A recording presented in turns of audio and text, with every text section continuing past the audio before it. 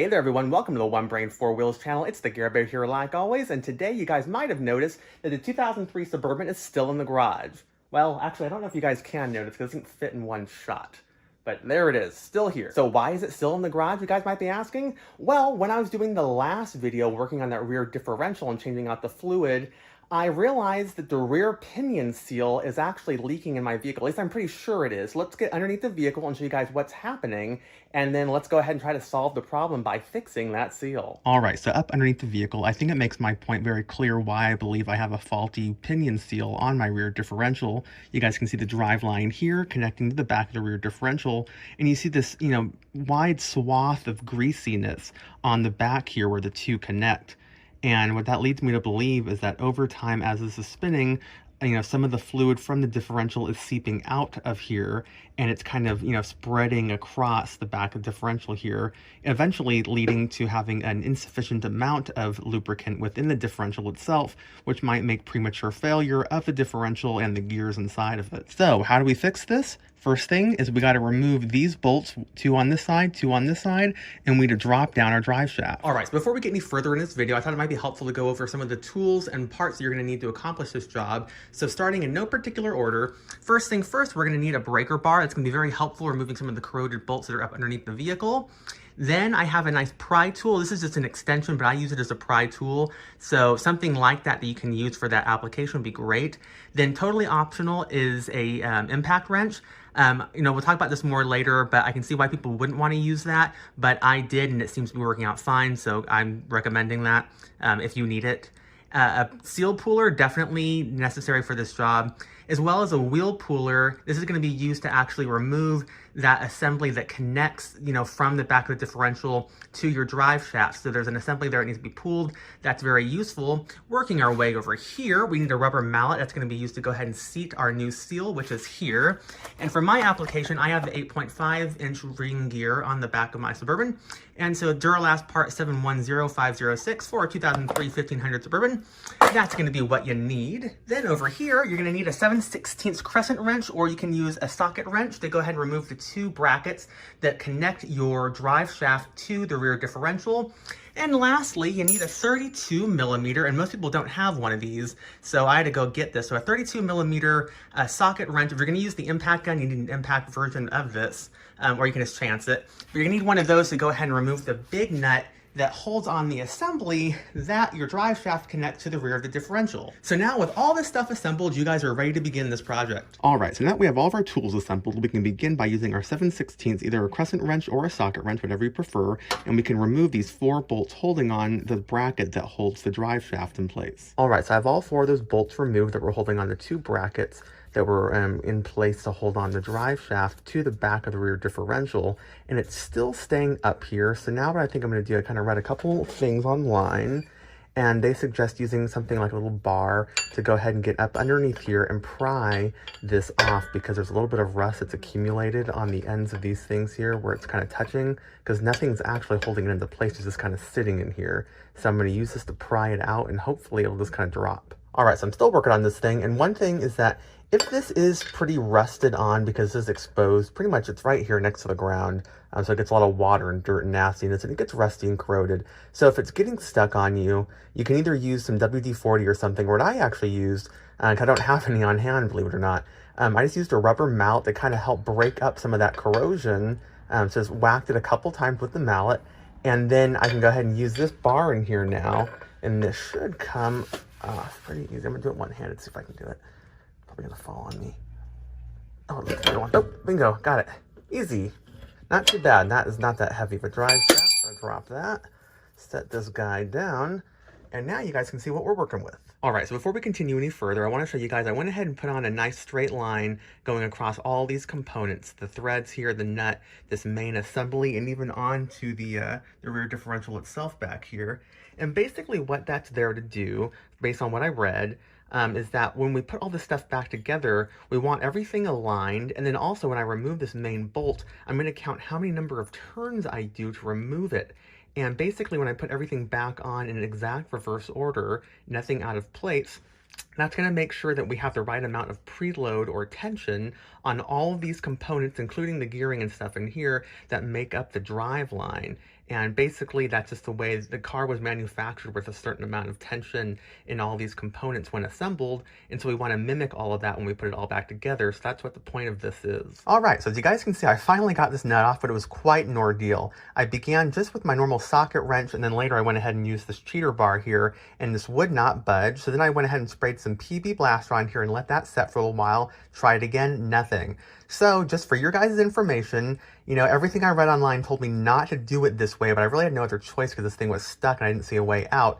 But I went ahead and pulled out my impact wrench, and what do you know? It came free nice and easy. So you guys might be wondering, okay, well, it came off nice and easy. How are you going to know to tighten it down to the same spec you had before, you know, given that you weren't able to count the number of rotations you did? And that's a great question. So before you use the impact wrench, if you have to go that route, do what I did, and I counted the number of splines that were visible above the nut when it was tightened down. And so that way, when I put this thing back on, I can get it down to roughly the same amount of tension and tightness by counting the number of splines and getting it approximately the same amount twisted on. All right, so now that we have this nut off, the next step is going to be to remove this whole assembly. And so for that, I actually have this wheel puller device I've used on other projects before. And basically, I'm going to go ahead and stick this up here. I'm going to bolt it into two of those bolts that were for those original brackets that were holding the drive shaft in. And then we're going to pull this thing off. All right, so I've got my puller tool in place. And like I was saying, you know, I just used two of the bolts that came off those brackets that were holding in the drive shaft earlier. I just used two of those to fit in place here because there's actually enough room in there to actually be able to use it for this application. And I already know that they're right size for the threads and everything, so I'm not going to cross thread anything, no chance of that. So I just tighten those down. And then I've got my crescent wrench here, and I was going to go ahead and turn this guy around. And when I keep turning this, it's going to pull this plate, which is attached to this assembly, up off of the back of here. And hopefully I can just remove this whole thing, and then I'll have access to the seal. All right, so I just gave this thing one last turn, and it looks like it's free. So I'm just going to pull it off, and hopefully, nice. Look at that. You guys can see in here. You can see it's a little moist around the edge. So I guess, you know, as this thing's driving around, you know, just a little bit of seepage here and there is coming out. And we're going to go ahead and fix that by replacing that seal today. So that'll be a nice job to get done. So next up, I need to go ahead and get my seal remover tool and start working at that. All right, so now taking your seal puller, I'm going to go ahead and use the narrower end to kind of get back there. We're going to go ahead and stick it all the way to the back of the shaft here. So kind of sit it in the back. Then use that to go ahead and hook behind the seal as close as you can to the back. Get a nice little hook in. Then you're going to rotate this. That way the head is kind of the pivot point to go ahead and put the pressure on that seal. And I already went around this, so this should be, yeah, that'll knock it right out. And then boom, you're good to go. So I'm going to put the seal puller down, and you guys can take this out. And you can see, it didn't look like a bad seal, to be honest with you, but over all the miles, you know, this rubber kind of just ages, and it doesn't quite give it a nice tight seal that you need for this application. And so we were getting some oozing over time. So now we're going to go ahead and take the new one, which I already have conveniently set out over here. I'm going to go put some of that lubricant around the edge, and then we'll put it into place. All right, so I've got my new seal here with that Mobil 1 synthetic grease all the way around the edge. That way it'll slide in nice and easy, and it won't warp it when I'm trying to put it into place. So I'm going to go ahead and just hand set it all the way around just to kind of get it going. And I'll take my rubber mallet and go all the way around in a nice circle. Maybe go back and forth. I'll kind of see what works out better. But yeah, just to kind of fully seat it. But basically when it's all done, you don't want to have any gap anymore. You want it completely seated to that surface of the back of the differential. So here you guys can see the new seal is fully seated to that rear surface. And I went ahead and just used that rubber mallet and did kind of a star formation going back and forth to get that to go into place without, like I said, bending that seal out of shape. And now I think we're ready to go ahead and just put everything back on opposite of how we removed it. All right, so we have that main assembly back on, and you guys can see the lines are all nice and straight, which means everything is aligned correctly and in its right spot. You guys can see in the back here, the line we did with the paint from that assembly onto the rear differential, it actually stops at the exact same point. So that tells me that I have everything tightened up just so. And then coming up from the front, you guys can see all those lines are aligned perfectly as they were before. So now we're just going to go ahead and put the drive line or the drive shaft back on. And then I think that should be it. Oh, one thing I want to point out before we get any further in this video. So I didn't have this issue because I already had my diff fluid removed from my differential because of another project, which you guys have already seen the video for. But when you're changing out the seal, if you haven't already drained it, you're going to start oozing out diff fluid. So be prepared to either catch that and it'll be a mess, or you can pre-drain it, because if you have a normal amount of diff fluid in here, depending on your vehicle, it's either going to be at this fill plug level or maybe a little bit lower, but either way, it's going to be higher than the base of your seal here, and so that will start spilling out as you're changing things. Not a lot, but a little bit will start oozing. So just be aware of that and, take precaution. All right, so next up, I went ahead and put my drive shaft back into place and put on the 2 brackets, 1 on each side, and the 4 bolts, 2 on each side, and tighten them up really nice and tight, because you have to imagine this thing spins a lot and you don't want those coming loose. So nice and tight.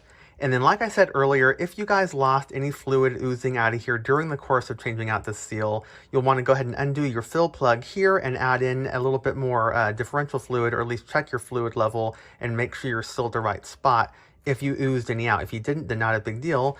And if all that goes well, then you guys have successfully completed changing out your pinion seal on your rear differential. So congratulations, job well done. All right, so now that I'm done with this project, I have to say it's really not that big of a deal. If you guys were already doing your differential fluid change like I was, and it was already up on jack stands, and you guys already had like your tools out and stuff, then it's like a super easy job, just a couple extra little steps here and there. But overall, I'm pretty pleased with myself, considering I had like no planning going into this project, because it's kind of sprung up on me when I saw I was leaking out fluid from the other end of the differential. But definitely, I hope you guys found this video helpful. I found it really gratifying to make it, because it was just something, like I said, just sprung up on me. So I feel pretty good that I took care of this just on the spur of the moment. But if you guys liked the video, please give it a big thumbs up. I would really appreciate it. And if you want to see more videos of me doing things with the Suburban or any of the other cars in my fleet, then please subscribe to the channel One Brain, Four Wheels. And until next time, guys, hope you have a fantastic day. I'm going to clean up the mess I've made, but I will see you guys next time.